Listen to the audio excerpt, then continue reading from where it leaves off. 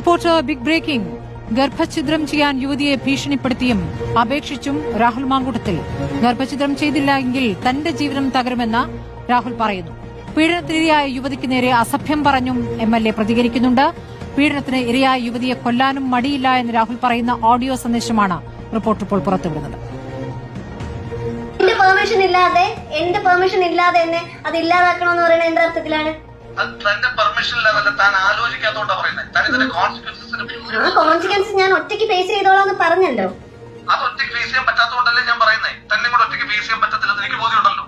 അത് താൻ തന്നെ കുറിച്ച് മാത്രം ചിന്തിക്കുന്നതുകൊണ്ടാണ്, അല്ലാതെ എന്നെ കുറിച്ച് ചിന്തിച്ചിട്ടല്ല. അല്ല, ഒരിക്കലുമല്ല.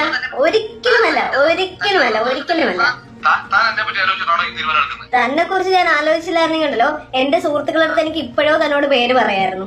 അവരെത്രയോ വട്ടം എന്നോട് ചോദിച്ചു എന്നറിയോ. പറയ് ഇത്രയും ദിവസമായിട്ട് പറഞ്ഞില്ലല്ലോ.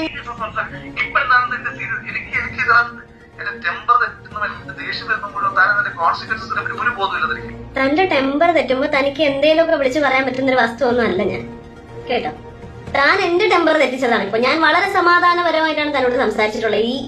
ഈ നിമിഷം വരെ ഞാൻ തന്നെ ഒരു ചീത്തയും വിളിച്ചിട്ടില്ല, മോശമായിട്ടൊരു വാക്ക് ഞാൻ തന്നെ വിളിച്ചിട്ടില്ല. 10 വട്ടം എനിക്ക് വിളിക്കാനുള്ള അവസരമുണ്ട്, പക്ഷെ ഞാനത് വിളിക്കുന്നില്ല.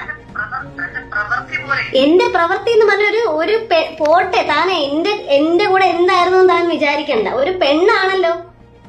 ഇതാണോ തന്റെ ആദർശം? വലിയ ആദർശമാണോ ഇതൊക്കെയാണോ ആദർശം? ലൈഫിൽ കൊണ്ടുപോകണോ ആദർശം? ഞാൻ അതിനോട് ഒരിക്കലും ഒരു തെറ്റ് ചെയ്യില്ല. താൻ ചെയ്യുന്ന തെറ്റ് ഞാൻ അതിനോട് ചെയ്യില്ല. ഞാനത് മാനേജ് ചെയ്തോളാന്ന് പറഞ്ഞിട്ട് താൻ ഇങ്ങനെ കളിക്കുന്നു.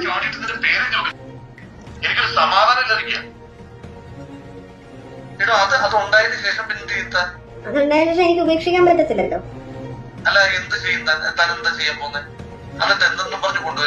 ഞാൻ കൊണ്ടുവരത്തില്ല. അതിന് സേഫ് ഇവിടെ കൊണ്ടുവന്ന് താൻ കൊന്നു കളയെന്ന് എനിക്കറിയാം. സിനിമ ഇത്രയും കണ്ടോണ്ടിരുന്ന സിനിമയായിരുന്നല്ലോ.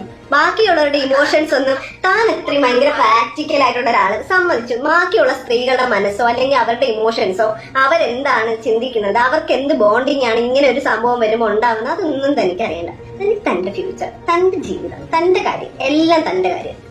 അത് മാത്രം.